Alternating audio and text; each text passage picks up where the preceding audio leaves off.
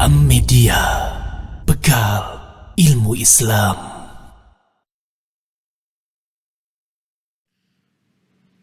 Bismillahirrahmanirrahim. Assalamualaikum warahmatullahi wabarakatuh.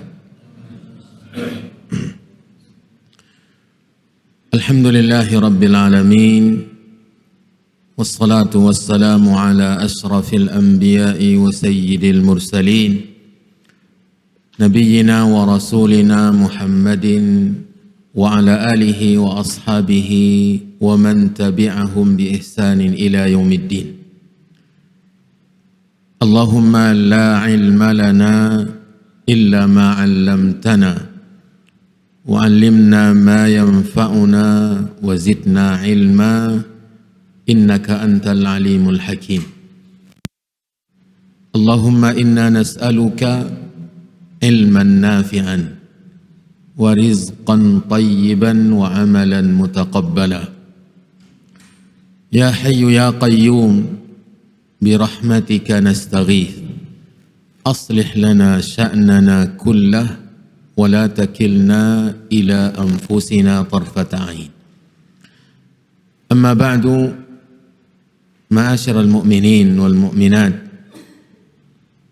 para ikhwan dan akhwat, bapak-bapak, ibu-ibu, jemaah salat subuh yang semoga senantiasa dirahmati, dimuliakan, diridhai dan dilindungi Allah Subhanahu wa taala. Alhamdulillah, segala puji hanya milik Allah Jalla Jalaluh, Rabbul Alamin, wa khaliqus samawati wal aradin, pencipta alam semesta, pengatur, pengurus yang mengurusi semua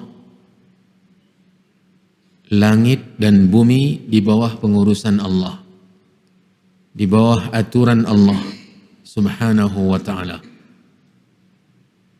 yang mana pada hari ini Allah Subhanahu wa ta'ala masih membangunkan kita dari tidur kita, yang masih memberikan kita taufik,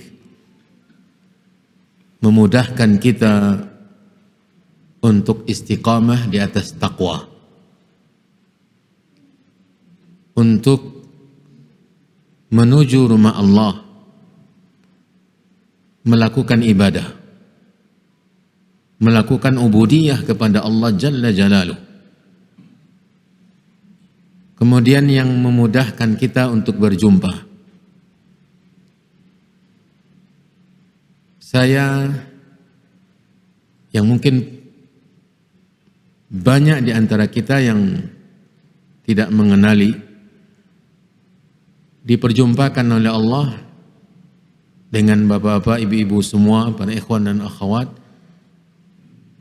dan sangat bersyukur kita ketika Allah Subhanahu wa ta'ala memperjumpakan kita bukan di tempat yang biasa-biasa, bukan di jalan-jalan, bukan di pasar, bukan di gor, dan juga bukan di tempat-tempat maksiat. Allah jumpakan di tempat yang sangat dicintai olehnya,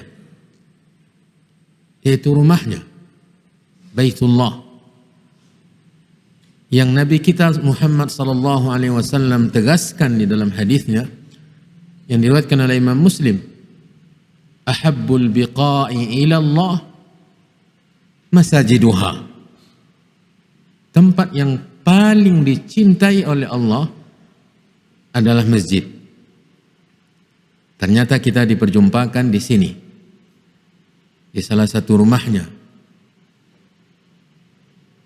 Bahkan kita diperjumpakan setelah ibadah yang mulia, salat yang paling utama, yaitu salat subuh, di mana qabliyah subuh saja,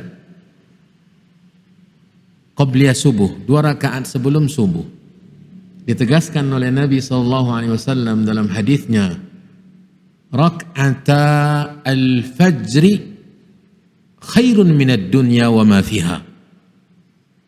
2 rakaat subuh, 2 rakaat fajar, yaitu salat qabliyah subuh, itu lebih baik daripada dunia dan isi-isinya.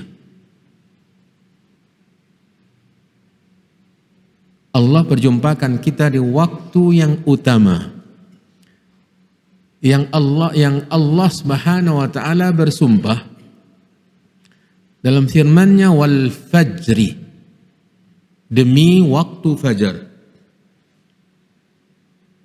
Allah juga berfirman, aqimis salata lidulukis syamsi ila ghasaqil laili wa qur'anal fajri inna qur'anal fajri kana mashhuda. Ini 3 waktu salat yang ditegaskan oleh Allah secara global, dari mulai tergelincir matahari sampai gelapnya malam. Ini waktu untuk 4 salat, dari mulai zuhur, asar, maghrib dan isya. Kemudian Allah khususkan salat di waktu fajar, yaitu salat subuh, karena salat di waktu subuh ini disaksikan, dihadiri tentunya oleh malaikat-malaikat Allah Jalla fi'ula. Waktu yang sekarang kita bertemu di tempat yang mulia, Nabi SAW berdoa, Allahumma barik li ummati fi bukuriha. Allahumma barik li ummati fi bukuriha.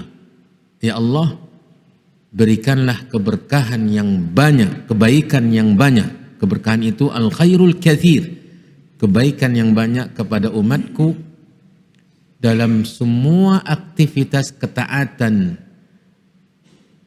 kebaikan yang dilakukannya di waktu pagi-pagi sekali. Subhanallah, bila kita runut kebaikan-kebaikan yang saat ini kita dapatkan dari Allah, maka tidak akan mungkin kita bisa menghitungnya. Nikmat-nikmat yang dianugerahkan oleh Allah kepada kita tidak akan mungkin kita menghitungnya. Wa in ta'uddu ni'matallah la tuhsuha. Jika kalian mencoba untuk menghitung nikmat Allah, untuk mengetahui berapa jumlahnya, mustahil kalian akan mampu menghitung jumlah nikmat Allah yang telah diberikannya kepada kalian. Padahal dari bangun tadi sampai sekarang belum seberapa. Belum sampai 5 jam kita melalui hari ini. Tetapi sudah sekian banyak nikmat yang kita terima dari Allah Jalla fi'ula, terutama nikmat ketaatan. Nikmat berkumpul di atas ibadah, di atas taqwa, di atas amal saleh, di waktu yang mulia, di tempat yang berkah, untuk melakukan sesuatu yang juga dicintai oleh Allah Subhanahu wa taala. Tema kita, ma'asyiral mu'minin, jemaah yang dirahmati dan dimuliakan oleh Allah, adalah ayat-ayat Allah. Ayatul akhlaq, ayat-ayat yang berkenaan dengan akhlak.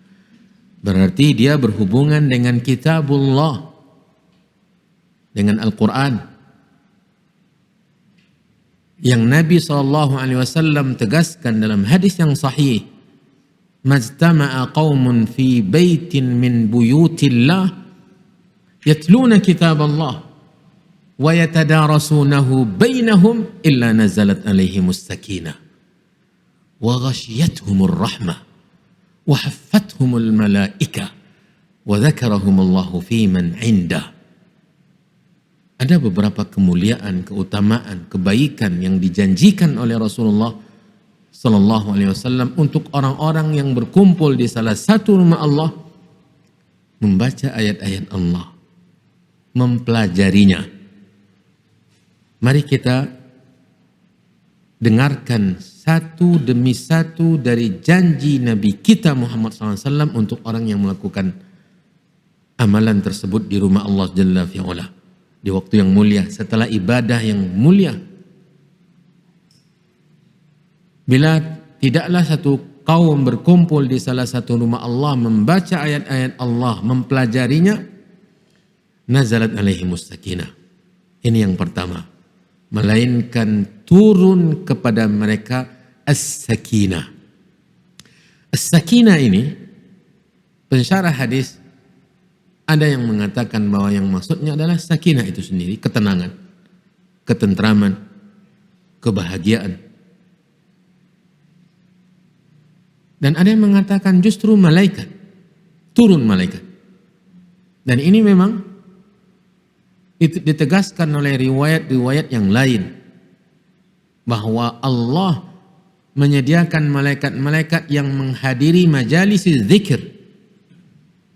Majalis zikir, yang menghadiri majelis-majelis zikir, di mana di dalamnya, di majelis tersebut ditegakkan zikrullah, berzikir kepada Allah, memperbincangkan tentang Allah, memperbincangkan tentang agama Allah, memperbincangkan tentang Nabi Allah, terutama memperbincangkan ayat-ayat Allah Subhanahu wa taala. Ini majelis zikir. Ditambah dengan zikir lisan, berzikir, memuja dan memuji, mengagungkan, membesarkan, bertakbir, bertahmid, bertahlil kepada Allah Jalla fi'ula dalam majlis tersebut. Kemudian wa ghasyiyatuhumur rahmah, dan mereka diliputi oleh rahmat Allah Subhanahu wa taala, yang rahmatnya meliputi segala sesuatu. Inna rahmatahu wasi'at kulla syai'.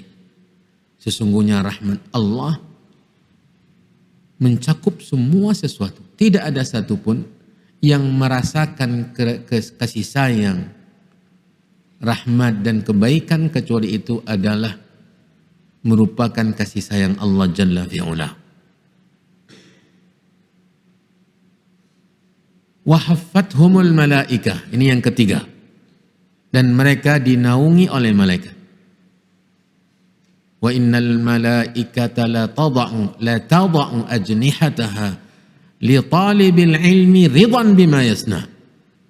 Sesungguhnya para malaikat mengepakkan sayapnya, membentangkan sayapnya, karena malaikat memiliki sayap. Ja'ilil malaikati rusulan uli ajnihatim mathna wa thulatha wa ruba'. Yang mencipta para malaikat, Allah Jalla fi'ula, yang mencipta para malaikat memiliki sebagai utusan-utusan yang mengurusi makhluk-makhluk Allah di bumi ini, yang memiliki sayap. Ada 2 pasang sayapnya, ada 3 pasang sayapnya, ada 4 pasang sayapnya.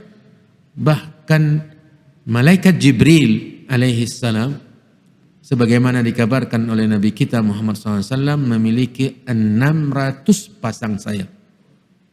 Beliau melihat malaikat Jibril dalam bentuk aslinya 2 kali.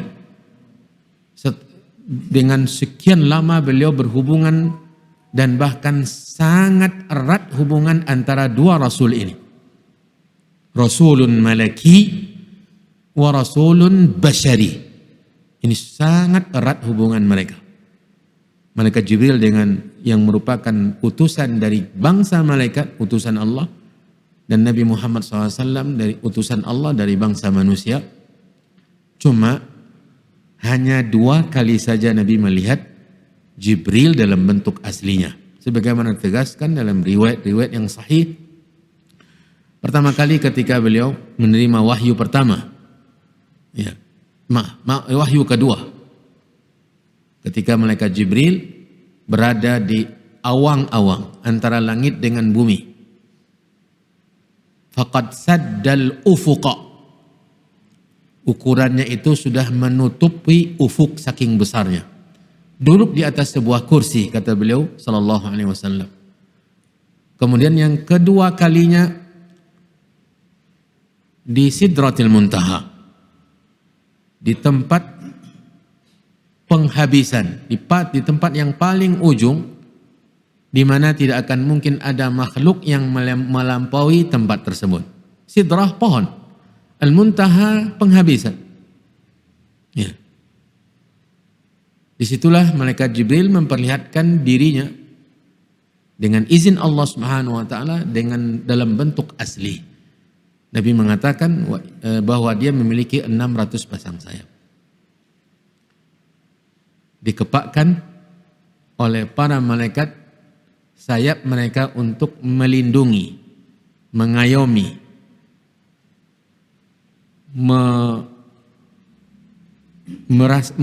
memberikan perhatian yang besar kepada mereka yang berkumpul di masjid untuk membaca ayat-ayat Allah dan mempelajarinya. Dan ini ini didukung oleh riwayat-riwayat yang lain bahwa malaikat itu di samping mengepakkan sayap, mereka juga mendoakan. Ya. Kemudian yang keempat yang luar biasa di atas semua keutamaan yang tadi, yang tiga adalah Rabbul Alamin. Allah Subhanahu wa taala sebagaimana diberitakan oleh Nabi menyebut mereka itu fil mala'il a'la, di makhluknya yang tinggi, ya. Wa dzakarahumullahu fi man indah. Allah sebut mereka kepada makhluk yang dekat dengannya, yaitu para malaikat di langit. Allah menyebut untuk membangga-banggakan. Nabi SAW beberapa kali mengabarkan bahwa Allah membangga-banggakan manusia kepada para malaikat. Dalam konteks ibadah haji, di hari Arafah, Allah Subhanahu wa taala membanggakan jemaah haji yang berdatangan wukuf di padang Arafah. Unzur ibadi atawni thu'than ghubra yarjuna rahmati syahadu bi anni qad ghafartu lahum atau kama qala sallallahu alaihi wasallam. Lihatlah mereka datang ke tempat ini dalam keadaan kusut masai, penuh debu, rambut tak terurus, pakaian mereka, badan mereka dipenuhi oleh debu, yang mereka harapkan rahmatku. Saksikanlah, aku telah berikan ampunan kepada mereka.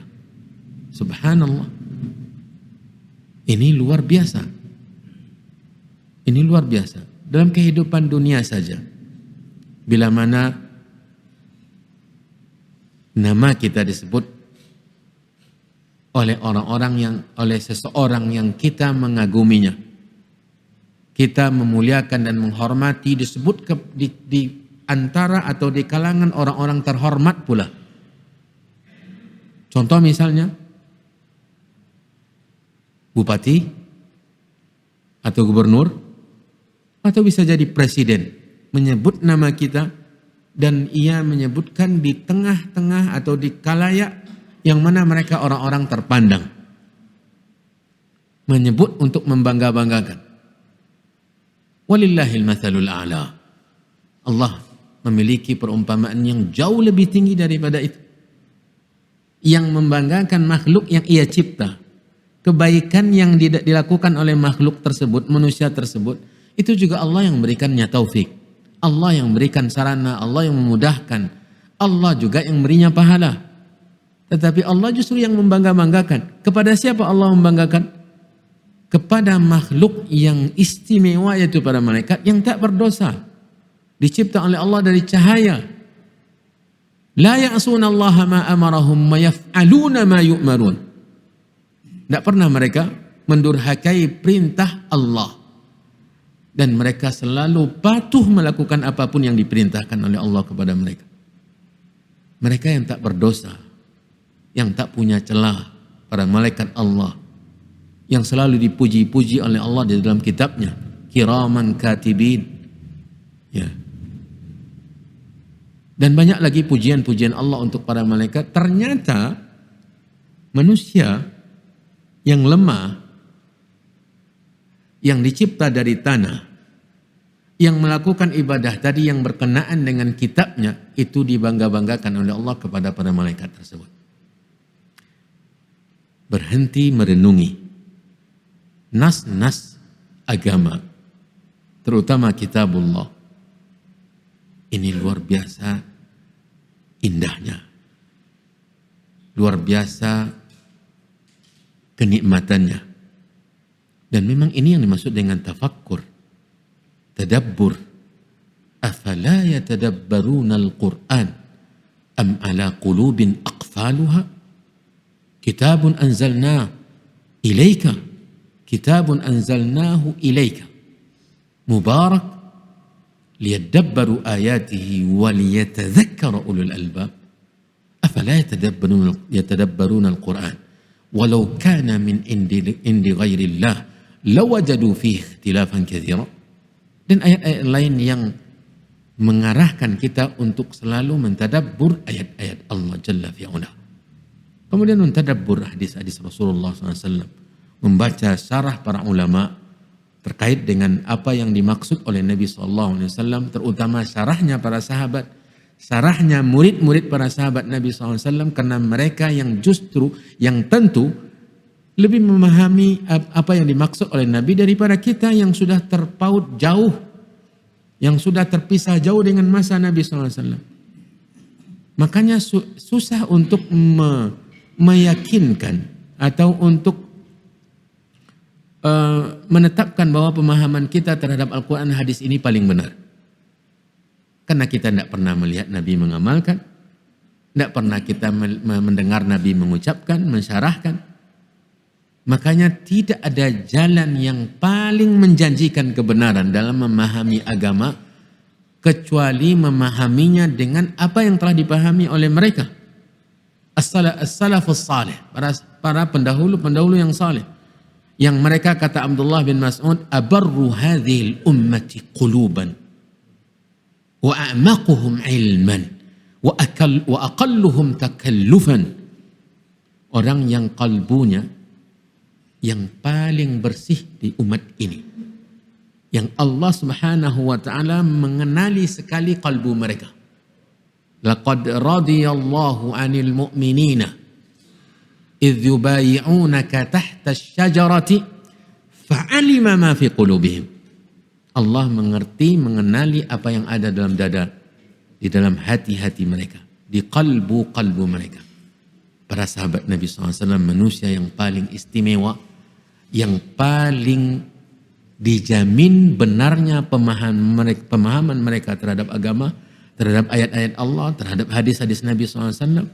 Kemudian murid-murid mereka langsung yang menimba ilmu langsung dari mereka. Kemudian seterusnya murid-murid para sahabat Nabi SAW dari generasi tabi'in. Kembali kita kepada inti permasalahan, berhenti menelaah, mentadabburi nas-nas agama, nususus syar'i min kitabillah atau ahadits Rasulullah SAW. Ini adalah saat-saat yang penuh keberkahan, saat-saat yang indah, saat-saat yang mulia, saat-saat yang seseorang merasakan betapa berbahagianya dia, betapa nyaman dan tamakninanya hatinya. Ma'asyiral muslimin wal muslimat yang dirahmati dan dimuliakan oleh Allah Subhanahu wa taala, nampak oleh kita bahwa sekarang kita istimewa. Saat ini kita dimuliakan, diberkahi oleh Allah Jalla fi'ula. Maka tidak ada cara yang paling tepat untuk kita lakukan saat ini kecuali bersyukur kepada Allah. Bersyukur kepada Allah. Begitu besar, begitu banyak nikmat yang kita terima saat ini dari Allah Jalla fi'ula. Dan kita harus yakin bahwa semakin bersyukur kita kepada Allah, maka Allah menjanjikan untuk menambah apa yang Allah berikan kepada kita. La in syakartum la azidannakum. Jika kalian bersyukur maka aku akan menambahkan kalian nikmat-nikmatku. Ma'asyiral muslimin wal muslimat yang dirahmati dan dimuliakan Allah. Kemudian setelah bersyukur kepada Allah, saya pribadi dan rombongan mengucapkan jazakumullahu khairan.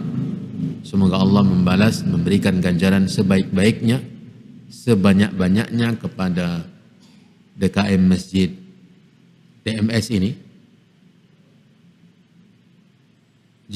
Jami'atul Masalih. Ya, Jami'atul Masalih. Saya mencoba-coba mencari-cari makna yang paling tepatnya. Jami'akum, tempat kumpulan. Al-masalih, segala kemaslahatan.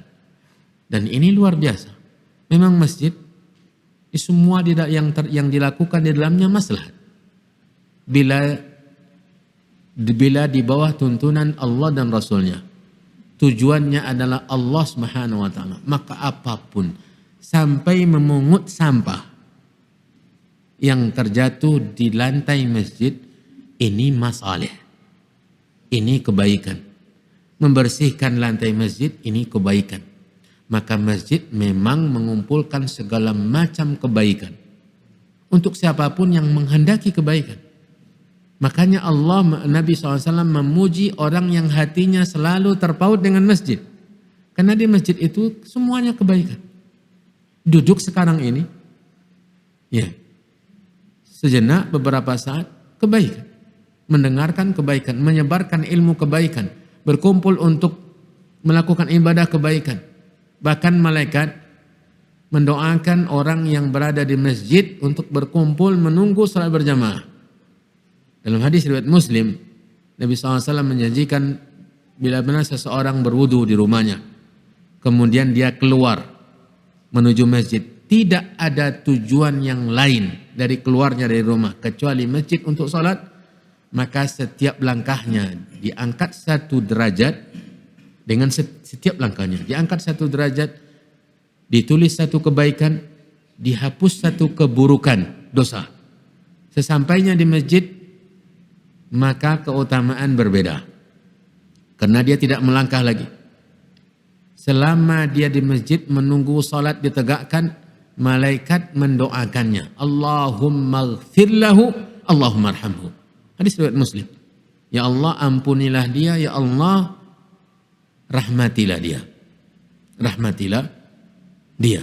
Maka jami'atul masalih mungkin maksudnya seperti itu, dan subhanallah, nama yang tepat, fungsi masjid yang memang itulah sebenarnya. Nabi SAW mengatakan dalam hadisnya, 7 golongan manusia yang mendapatkan naungan nanti di waktu, di tempat yang tidak ada lagi ada yang bisa menaungi kita. Tidak ada pohon yang bisa dijadikan tempat berteduh, tidak ada bangunan yang bisa dijadikan tempat berlindung dari sengatan sinar matahari, tidak ada lagi jasa penyewaan payung, tidak ada pakaian yang melindungi kulit kita dari sengatan sinar matahari, sama sekali tidak ada. Allah siapkan untuk 7 golongan, dan dalam riwayat lain kata para ulama ada yang menyatakan lebih dari itu. Dalam hadis 7 golongan tadi, salah satunya adalah warajulun qalbuhu mu'allaqun bil masajid. Seseorang yang kalbunya selalu tertaut hatinya dengan masjid. Karena masjid semua kebaikan ada di sana. Siapapun yang ingin kebaikan dengan segala macamnya, maka tempatnya di rumah Allah Jalla fi'ula. Kita mengucapkan jazakumullah. Semoga Allah berikan balasan yang berlipat ganda, dan semoga Allah memberkahi usaha, memberkahi harta, memberkahi keluarga pengurus masjid DMS ini, dan siapapun yang memiliki andil untuk terlaksananya pertemuan, perjumpaan, perkumpulan kita di saat ini. Jazahumullahu khairan. Dan untuk bapak-bapak, ibu-ibu semua yang hadir dan yang bersama kita saat ini di dunia dengan media-media yang dimudahkan oleh Allah Subhanahu wa taala, jazakumullahu khairan. Dan kita bersyukur kepada Allah karena Allah masih memberikan kita kesempatan, kemudahan untuk selalu bertakwa, beribadah, melakukan amal saleh. Ma'asyiral muslimin wal muslimat yang dirahmati dan dimuliakan oleh Allah, ayat-ayat akhlak. Ini bagian kedua sebenarnya. Bagian yang pertama hari Jumat yang lalu, ya, kita memang seperti yang dikabarkan tadi berangkat dari pagi Kamis dari Pekanbaru kemudian ke Bogor. Di Bogor kita punya ada 2 kajian. Subuhnya Jumat kita membahas tentang ayat-ayat akhlak juga. Yang ayat-ayat akhlak yang pertama itu adalah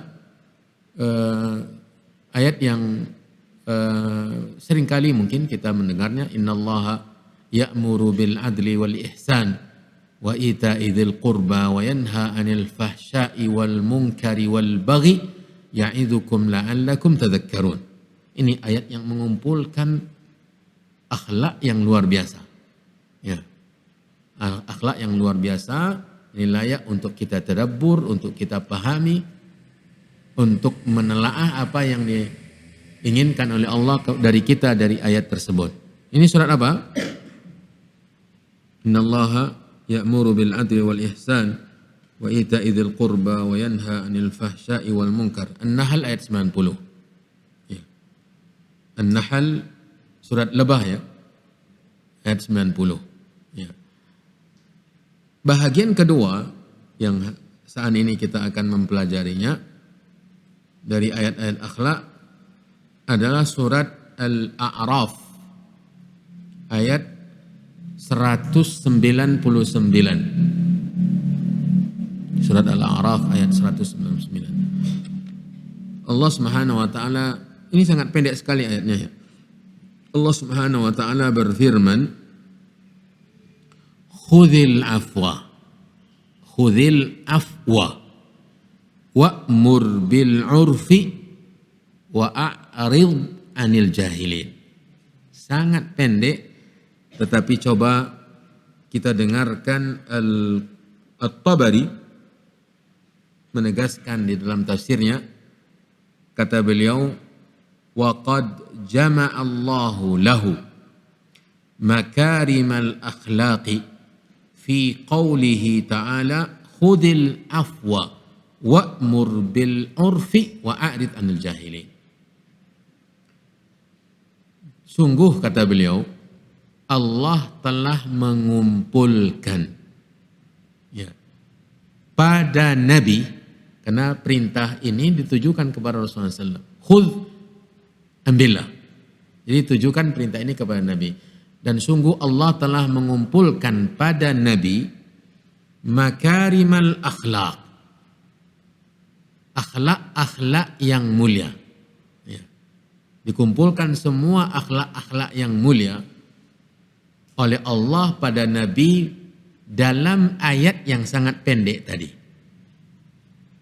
Khudhil afwa wa'mur bil urfi wa'arid anil jahilin. Hanya 3 kalimat. Khudhil afwa yang pertama, wa'mur bil urfi yang kedua, wa'arid anil jahilin yang ketiga. Ternyata 3 kalimat tadi kata Ibnu Jarir mengumpulkan pada Nabi akhlak-akhlak mulia yang banyak sekali. Makarim jamak, makarimul akhlak, akhlak-akhlak yang mulia. Kata beliau, amarallahu nabiyahu. Ini masih perkataan At-Tabari, Ja'far ya, At-Tabari. Amarallahu nabiyahu sallallahu alaihi wasallam bimakarimil akhlaqi walaysa fil Qur'an. Ini kata Ibnu Jarir. Walaysa fil Qur'ani ayatun ajma'a limakarimil akhlaqi min hadhil ayah. Ini perkataan Imamul Mufassirin, pemimpinnya pakar-pakar tafsir, ulama-ulama tafsir, Ibnu Jarir At-Tabari. Sungguh kata beliau, Allah telah memerintahkan nabinya, karena ayat tadi perintah, ya, isinya perintah, ada perintah, kemudian Allah telah memerintahkan nabinya dengan akhlak-akhlak yang mulia, dan tidak ada di dalam Al-Quran satu ayat pun yang mengumpulkan akhlak-akhlak yang mulia selain dari ayat ini. Pendek tetapi maknanya luar biasa, luas sekali. Dan ini tentu adalah keistimewaan, kemuliaan, kelebihan ayat-ayat Allah. Nabinya saja, Nabi Allah Subhanahu wa taala Muhammad sallallahu alaihi wasallam diberikan keistimewaan yang sama oleh Allah, yaitu utiya jawami'ul kalim. Kata Nabi dalam hadisnya, utitu khamsan lam yu'tahunna ahadun qabli. saya diistimewakan oleh Allah dengan 5 yang tidak diberikan oleh Allah satu pun dari 5 itu kepada nabi-nabi sebelum saya. Di antaranya adalah utitu jawami'ul kalim. Utitu jawami'ul kalim. Saya diberi jawami'ul kalim. Jawami'ul kalim artinya kata-kata yang singkat tetapi maknanya luas dan padat. Kalau nabi manusia diberi keistimewaan itu oleh Allah dan itu keistimewaan yang luar biasa, tentunya Allah yang memberikan memiliki lebih sempurna daripada itu. Kata kaidah dalam ilmu akidah, sesuatu yang pada manusia itu mulia, sesuatu yang bila mana ada pada manusia itu merupakan kemuliaan dan kelebihan, maka pada Allah membabi aula. Pada Allah itu lebih utama, seperti jawami'ul kalim. Kalau Nabi diberi kemuliaan itu, yang memberinya Allah, maka Allah tentu memiliki lebih dari itu. Maka di antaranya ini ayat hanya 3 kalimat singkat, tetapi tentu maknanya mengumpulkan semua akhlak-akhlak yang mulia sebagaimana ditegaskan oleh Imam Mufassirin Ibnu Jarir At-Tabari rahimahullahu taala. Kata beliau melanjutkan, ketika ayat ini turun, ya, waqad dzukira, telah disebutkan kata Ibnu Jarir, annahu lamma nazalat hadhil ayat. Sanad ini, riwayat ini nanti akan dibawakannya dengan sanad dan juga dikeluarkan oleh yang lainnya seperti Tabarani, riwayat yang beliau sampaikan ini, dan Tirmidzi juga membawakan riwayat ini. Walaupun dia menyebutkan dengan uslub yang meragukan dan sungguh telah disebutkan tanpa menyampaikan sanadnya sebagaimana yang beliau lakukan biasa. Dia mengatakan bahwa Nabi SAW tatkala ayat ini turun, lamma nazalat hadhil ayah, qala Rasulullah SAW li Jibril. Nabi SAW bertanya kepada malaikat Jibril, ma hadha? Ma hadha? Ayat apa ini? Ya. Qal, apa maksud dari ayat ini? Kata Jibril, la adri hatta as'ala. Saya tidak tahu, tetapi saya akan tanyakan. Maksudnya Jibril menanyakan kepada Allah Subhanahu wa taala karena dia memang perantara antara Allah dengan para rasulnya yang mengurusi wahyu-wahyu. Fasa'ala, maka Jibril pun menanyakan kepada Allah Subhanahu wa taala, summa raja'a ilaih. Kemudian beliau kembali menjumpai Nabi sallallahu alaihi wasallam. Faqal, kata Jibril menyampaikan jawaban dari Allah Subhanahu wa taala, innallaha ya'muruka, sesungguhnya Allah memerintahmu, an tasila man qata'aka, agar engkau menyambung hubungan dengan orang, agar engkau menyambung hubungan dengan orang yang memutuskan hubungan denganmu. Jadi seseorang memutuskan hubungan dengan kita, dengan Nabi SAW, Allah memerintah nabinya justru untuk menyambung hubungan dengan dia. Ya, ini berat ini. Ini akhlak yang luar biasa. Ini yang dimaksud dengan silaturrahim yang hakiki. Laisatis silatu bil mukafi. Kata Nabi, bukanlah silaturrahim itu refleksi dari kebaikan orang. Seseorang menjalin hubungan baik lalu kita balas. Ini bukan silaturrahim. Yang silaturrahim itu adalah yang putus disambung.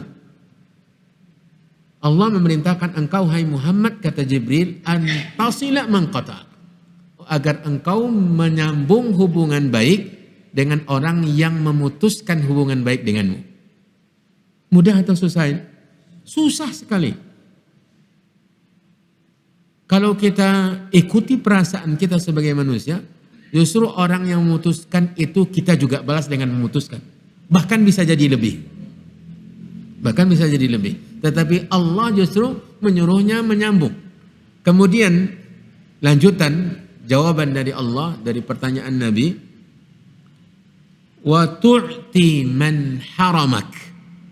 Wa tu'ti man haramak. Dan engkau beri orang yang mengharamkan memberimu. Orang yang sama sekali tidak mau memberi apapun kepadamu, Allah perintahkan kamu justru memberi kepadanya. Ya kan Pak? Ini sesuatu yang bertolak belakang dengan sifat kita. Kalau orang yang sudah tidak mau memberi kita, tidak akan mungkin kita memberinya. Ya.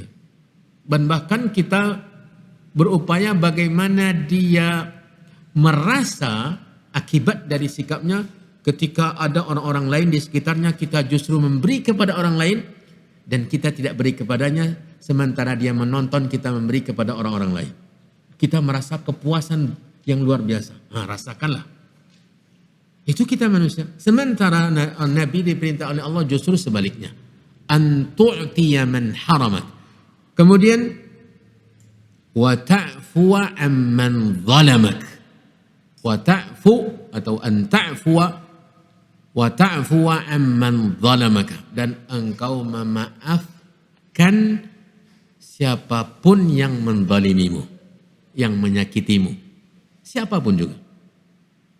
Ini yang dimaksud inti dari kandungan ayat tadi secara garis besar disampaikan oleh malaikat Jibril untuk memahamkannya kepada Nabi SAW. Karena awalnya Nabi tidak terlalu memahami. Khudil afwa wa'mur bil urfi wa'arid al jahilin. Akhirnya malaikat Jibril mendapatkan dari Allah keterangannya, dan itu yang dimaksud dengan ayat. Antasila man qata'ak wa tu'tiya man haramak wa ta'fuwa amman zalamak. Kita cukupkan dulu nukilan dari perkataan Ibnu Jarir. Kita pindah ke sebuah tafsir yang luar biasa, ringkas, bahasanya mudah, dan bahkan guru kita Syekh Abdul Razak bin Abdul Muhsin Al-Abbad ketika membahas tentang ayat khudhil afwa wa'mur bil urfi wa'arid anil jahilin, beliau mengatakan silakan dirujuk tafsir Sa'di. Ya, silakan dilihat, dipahami, dipelajari tafsir Sa'di tentang ayat ini. Kemudian juga kitabnya Ar-Riyadun Nadhirah, ya, wal Hadaiqul Muzhirah, tentang hadis-hadis, pembahasan akidah. Di kitab itu juga beliau mengupas tuntas tentang ayat ini. Tapi kita hanya fokus pada tafsir Syekh Sa'di saja. Kita akan baca sebagai bahan pelajaran kita dari ayat Al-A'raf 199 yang tadi kita lupa menerjemahkan. Ya, mungkin masih banyak yang kebingungan. Kita akan terjemahkan terlebih dahulu ayat tersebut. Allah Subhanahu wa taala perintahkan nabinya dengan 3 perintah. Yang pertama, khudhil afwa. Khudh, ambillah. Khudh, ambillah. Al-afwa, maaf. Ambillah maaf. Ada 2 versi penafsiran para ulama tafsir sebagaimana dijelaskan oleh Ibnu Katsir di sini dalam ayat ini. Yang pertama, maksud dari khudhil afwa, sebelum kita masuk kepada pembahasan yang inti dan juga termasuk akhlak yang mulia, adalah menerima seberapapun apa yang dilakukan oleh orang lain kepada kita. Menerima dengan lapang dada seberapapun kebaikan atau seberapapun perbuatan yang dilakukan oleh orang lain kepada kita. Ini makna pertama yang diisyaratkan oleh Ibnu Katsir dalam tafsirnya. Kita kan hidup di dunia ini bisa sendiri. Ya, kata para ulama, al-insanu madaniyun bit-tab'i. Manusia ini makhluk sosial. Tidak akan mungkin bisa manusia hidup sendiri. Walau di tengah hutan sana. Pasti dia membutuhkan produk-produk atau hasil-hasil buatan orang lain. Dia butuh pakaian, yang dibuat oleh pengrajin pakaian. Dia butuh alat-alat untuk memotong kayu, memasak nasi, sekalipun dia sendiri hidup di hutan belantara. Ya. Inilah sifat manusia yang sebenarnya yang dicipta oleh Allah Subhanahu wa taala. Dalam kehidupan kita yang bersosial ini, kita akan berinteraksi dengan sekian banyak manusia. Baik itu dalam tukar menukar manfaat, ya, dengan cara upah mengupah, menjual jasa, membeli jasa dengan membayarnya, atau jual beli, dan yang lain-lainnya. Prinsip yang pertama dalam makna ayat tadi yaitu bermudah-mudah menerima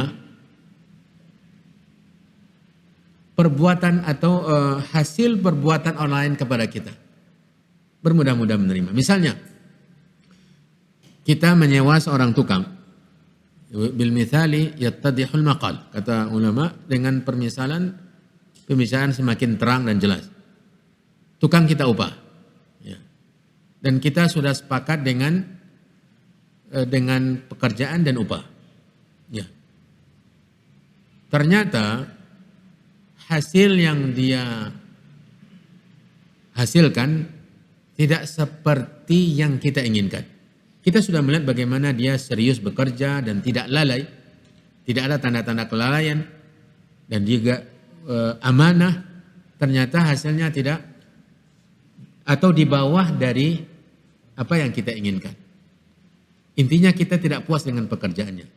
Prinsip yang diajarkan oleh ini menerima ukuran kadar yang telah dilakukannya, dan ini akhlak yang mulia. Dalam tanda petik tadi ya, orang tersebut menang amanah, ya, fokus bekerja, dan tidak ada tanda-tanda kelalaian, dan tidak ada tanda-tanda khianat. Maka prinsip yang masuk dalam konteks ayat ini adalah seperti tadi, menerima, ya, dan coba. Ini juga yang diinginkan oleh agama, coba untuk membalikkan posisi. Apa yang kita inginkan kalau seandainya kita yang tukangnya. Kita tukangnya. Apa yang kita inginkan dari orang yang mengupah kita? Itulah yang seharusnya kita berikan kepada tukang tersebut. Wa an ta'tiya ilan nasi ma tuhibbu an tu'ta ilaik. Ini prinsip berinteraksi sosial. Kunci baiknya akhlak dalam berinteraksi sosial yang diajarkan oleh agama. Wal ya'ti ilan nasi ma yuhibbu an yu'ta ilaih. Memberikan kepada manusia apa yang dia ingin diberikan kepadanya. Kalau kita ingin penyewa, pengupah kita itu memaafkan kita, menerima apa yang hasil yang kita kerjakan, maka itu pula yang kita harus berikan kepada tukang tersebut. Ini yang pertama yang dimaksud dengan, dan ini sudah diterapkan oleh Nabi SAW. Makna yang pertama ini ada pada Nabi dengan sempurna. Ada pada Nabi dengan sempurna. Dalam bergaul dengan siapapun juga. Bergaul dengan siapapun juga. Sampai kepada musuhnya pun dia bersikap yang sama. Perhatikan. Ketika Nabi SAW setelah rasa sakit, ya, rasa disakiti, dianiaya, dimusuhi, dibenci, bahkan hendak dibunuh berkali-kali sallallahu alaihi wasallam dari pihak Mekah, orang-orang yang memusuhinya, dari kerabat-kerabatnya, keluarga besarnya, orang-orang Mekah, orang-orang yang dahulu bersamanya hidup di Mekah sekian tahun, bahkan berhadapan dalam perang Badar, perang Uhud. Pada tahun ke-8 Hijriah Nabi SAW berhasil menumbangkan tirani kesombongan mereka. Mekah ditaklukkan. Mereka-mereka yang dahulu menyakitinya duduk lemah, tak berdaya di hadapannya. Kira-kira apa yang kita bayangkan yang dilakukan oleh Nabi kepada mereka? Atau andai kata kita berada di posisi Nabi saat itu, maka kita akan memuaskan diri kita untuk membalas dendam. Memuaskan diri kita untuk membalas dendam. Maka mungkin akan dipancung semuanya. Tetapi Nabi SAW justru mengatakan kepada mereka, idhabu fa antumut tulaqa. Sampai jam berapa? Jam 15. Ayatnya masih panjang. Enggak, ini sebenarnya nambah kita terkait dengan kajian berikutnya. Idhabu fa antumut talaqa. Pergilah kalian, semua kalian bebas. Bayangkan. Nabi SAW la man taqama li nafsihi qattu, kata Aisyah. Tidak pernah membalas dendam bila mana dirinya yang disakiti. Tidak pernah. Ini yang masuk dalam makna pertama khudil afwa. Kekurangan orang lain dalam berhubungan dengan dia, bermuamalah dengan itu tidak sama sekali dia dengan detil, dengan sempurna. Loh ini kok kurang? Oh ini tidak. Loh mengapa ini? Saya sudah bayar. Lunas saya bayar kok, lengkap, tidak ada kurang saya bayar. Kenapa ini tidak, warnanya pudar, ini kok tidak terlalu tinggi, seharusnya tinggi. Tidak, itu yang tidak pernah sekalipun itu dilakukan Nabi SAW. Itu yang pertama. Makna yang kedua dari khudil afwa adalah memaafkan kesalahan. Ya, memaafkan kesalahan orang. Tidak ada interaksi, tetapi ada orang yang berbuat jahat kepadanya, menyakitinya. Seperti contoh yang tadi yang tepat memang pada makna yang kedua ini. Contoh di Mekah itu tepat hanya pada makna khuzal afwa yang kedua. Berilah maaf. Ya Nabi memaafkan. Nabi memaafkan. Sekian banyak orang-orang yang dimaafkan oleh Nabi SAW. Ada, saya teringat tapi saya tidak terlalu yakin dengan riwayatnya sekarang ini karena sudah lama sekali. Orang yang pernah dipukul oleh Nabi dalam peperangan. Ya.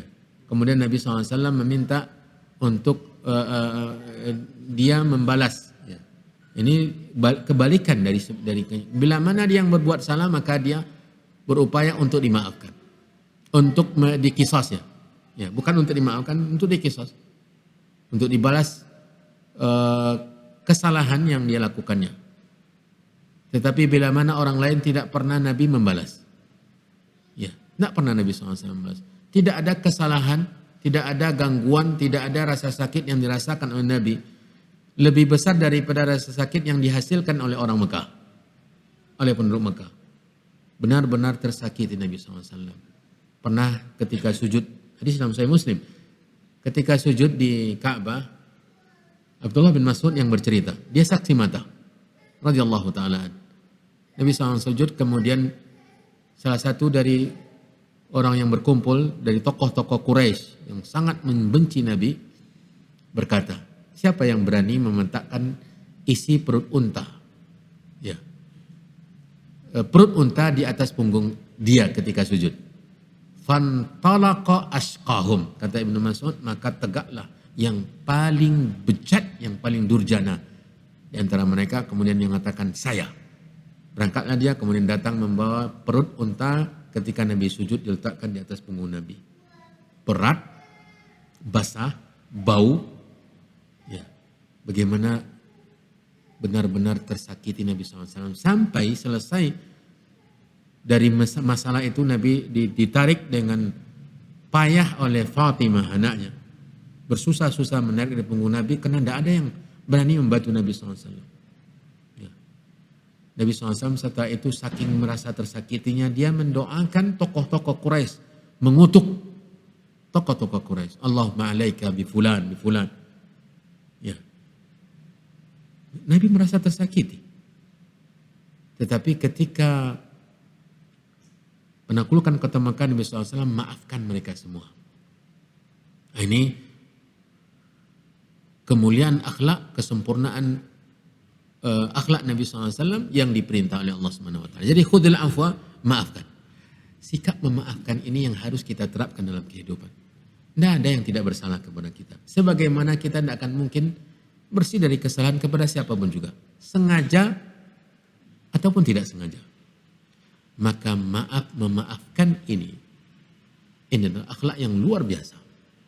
Bila mana ini menghiasi jiwa seorang muslim, pribadi seorang muslim, maka dia hidup tanpa masalah. Hidupnya tanpa masalah. Hidupnya selalu bahagia. Karena dia tidak akan mungkin selamat dari gangguan orang. Dengan sengaja atau tidak sengaja. Maka bila mana dia maafkan, bersih hatinya, tidak ada masalah. Tetapi kalau dia merasa tersakiti, maka tersimpan di dalam dadanya. akan semakin membuat dadanya sempit. Walaupun dia tidak sempat membalas, tapi hatinya tetap menggerutu, ngomel, ngedumel. Sampai berapa lama setelah itu tetap. Dan ini terkadang kita sebagai manusia merasakannya. Ya, rasa benci, rasa kecewa, rasa kesal yang luar biasa. Tapi kalau semenjak kesalahan itu terjadi lalu kita langsung memaafkan, hati kita selamat. Ya. Dan tidak ada masalah lagi. Lapang dada kita dan subhanallah ini orang sehat. Ya. Kemudian kita langsung pindah ke potongan berikutnya, wa'mur bil urfi. Ini perintah yang kedua kepada Nabi. Dan suruhlah berbuat ma'ruf. Menyuruh orang berbuat kebaikan, ini adalah akhlak yang mulia. Ini menunjukkan bahwa hubungan itu diikat dengan cinta. Karena amar ma'ruf nahi mungkar ini faktor utamanya al-mahabbatu fillah. Cinta karena Allah. Bila mana amar ma'ruf nahi mungkar itu ditegakkan di atas kebencian, maka amar ma'ruf nahi mungkar tidak menghasilkan apa-apa. Tidak menghasilkan apa-apa. Subhanallah, saya teringat sekarang ini seorang sahabat yang selalu didatangkan karena minum khamar. Ya. Sebentar-sebentar tertangkap, dia lagi dicambuk. Tidak lama setelah itu dia lagi yang ditangkap, dicambuk lagi. Ya. Sampai-sampai ada seorang sahabat ketika kali yang keempat dia mengatakan melaknat orang ini. Melaknat ini. Orang ini sahabat. Ya. Melaknat orang ini. Tapi Nabi SAW mengatakan, jangan kalian membantu syaitan untuk mencelakakan sahabat kalian. Ya. Untuk mencelakakan sahabat kalian. Jadi bagaimana Nabi SAW mengobati penyakit tersebut dengan cinta. Dengan cinta. Bahkan Nabi mengatakan sungguhnya dia mencintai Allah dan Rasulnya. Ya. Bayangkan bila mana amar ma'ruf nahi mungkar tegak di atas pondasi ini, maka amar ma'ruf nahi mungkar akan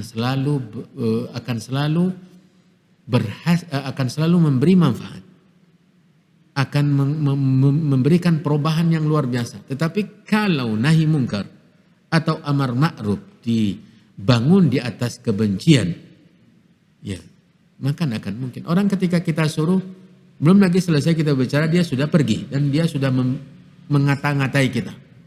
Ya. Apalagi nahi mungkar. Makanya Nabi SAW manusia yang paling sempurna menegakkan perintah ini. Wa'mur bil urfi. Perintahlah berbuat ma'ruf. Ma'ruf ini banyak macamnya. Yang tertinggi dari ma'ruf adalah tauhidullah. Mentauhidkan Allah. Ya, mentauhidkan Allah.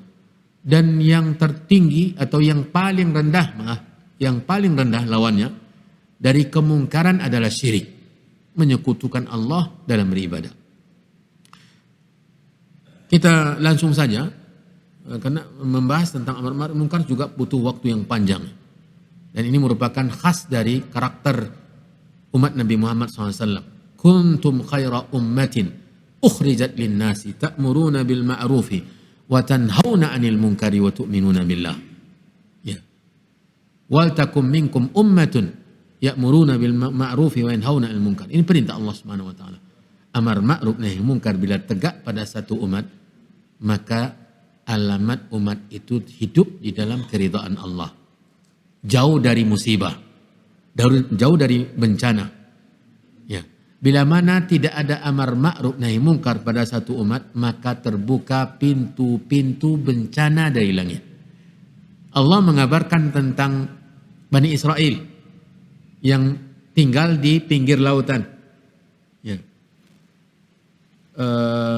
Di mana mereka dilarang untuk menangkap ikan di hari Sabtu. Dan ternyata mereka melakukan muslihat. Ya. Memasang penangkap ikannya di hari Jumat, kemudian mereka ambil kembali di hari Ahad.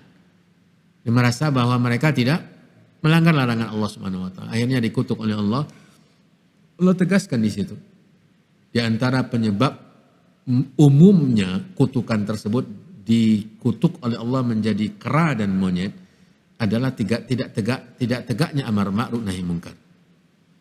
lu'inal ladzina kafaru min bani Israila ala lisani Dawud wa Isa bin Maryam dzalika bima asaw wa kanu ya'tadun kanu la yatanahawna am munkarin fa'alu. Mereka tidak saling mencegah dari kemungkaran yang dilakukan oleh sebagian. Kita yakin dalam satu umat tidak semuanya yang akan berbuat mungkar, tidak semuanya preman, tetapi tegaknya amar ma'ruf nahi mungkar dengan adanya orang baik yang menasihati, maka ini menutup pintu bencana, menyelamatkan umat tersebut dari berbagai petaka dan musibah. Kita lanjut yang ketiga, wa a'rid 'anil jahilin, dan berpalinglah dari orang-orang bodoh. Ini akhlak yang luar biasa. Jangan selalu ingin mendapatkan hak kita, karena di manusia ini terkadang bukan terkadang, di antara manusia ini kepalanya yang sama, rambutnya yang hitam, sama-sama hitam, ya, bentuknya yang sama, tetapi wataknya berbeda. Akan tetap ada di tengah-tengah manusia orang-orang yang jahil.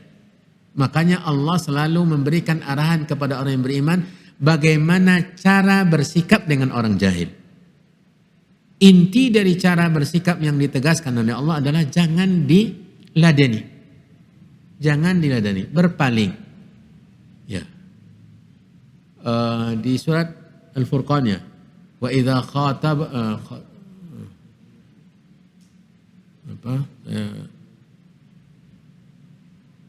qalu salama. Ya. Saya penasaran sekali ya. Ini senada dengan ayat ini. Kita akan ya. Qalu ya.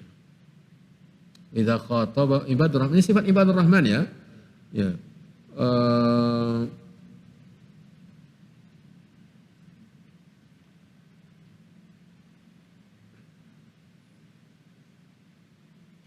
Intinya mereka ketika dibodoh-bodohi atau diganggu atau dikata-katai oleh orang-orang yang tidak berilmu, orang-orang bodoh, mereka hanya mengatakan wa idza khatabahumul jahiluna qalu salama. Ini senada dengan ayat ini, wa arid anil jahilin. Ketika orang-orang bodoh mengeladeni atau mengganggu mereka, mengucapkan kata-kata yang tidak layak ke mereka, tinggal orang-orang ibadur rahman tadi mengatakan assalamualaikum. Pergi, tak menggubris, tidak meladeni. Nabi di sini diperintah oleh Allah untuk melakukan yang sama. Wa arid, dan berpalinglah dari orang-orang bodoh. 3, ya, akhlak yang mulia. Bagaimana berhubungan, bergaul, berinteraksi dengan manusia. Ini diajarkan oleh Allah kepada nabinya, dan Ibnu Jarir Tabari mengatakan ini ayat mengumpulkan semua akhlak yang mulia, karena yang lain-lainnya kembali kepada 3 ini. Ya, kembali kepada 3 ini. Memberikan maaf, menerima seberapapun yang dilakukan oleh orang kepada kita, kemudian menyuruh berbuat ma'ruf, ya, kemudian berpaling dari orang-orang yang bodoh. Semoga Allah Subhanahu wa taala senantiasa menuntun kita, memberi kita taufik untuk berakhlak yang mulia. Dan kemudian kita perbanyak berdoa agar kita diberi akhlak yang mulia. Nabi SAW mengajarkan kita banyak doa, ya, untuk memperbaiki akhlak. Bahkan ketika berkaca di cermin, apa doa berkaca? Allahumma kama hassanta khalqi fa ahsin khuluqi. Ya, fa ahsin khuluqi. Ya Allah, sebagaimana Engkau telah mengindahkan, menyempurnakan bentuk rupa saya, maka indahkan pula akhlak saya. Nabi SAW mengatakan, saya beri jaminan tempat yang tertinggi di surga bagi siapa yang akhlaknya mulia. Sebaik-baik manusia adalah orang-orang yang paling baik akhlaknya. Maka selalu berdoa. Terapkan apa yang menjadi tuntunan Rasulullah SAW dalam kehidupan kita dari akhlak yang mulia. Dan semoga Allah Subhanahu wa taala menerima amal ibadah kita, mengampuni dosa-dosa kita. Dan saya kembali mengucapkan jazakumullah khairan atas kehadirannya, atas partisipasinya, dan juga untuk pengurus masjid DSM ini. Semoga Allah Subhanahu wa taala, benar DSM-nya? Terbalik, DMS-nya. Ya, DMS, semoga Allah Subhanahu wa taala memberkahi, selalu memudahkan untuk berbuat sebanyak-banyaknya kebaikan.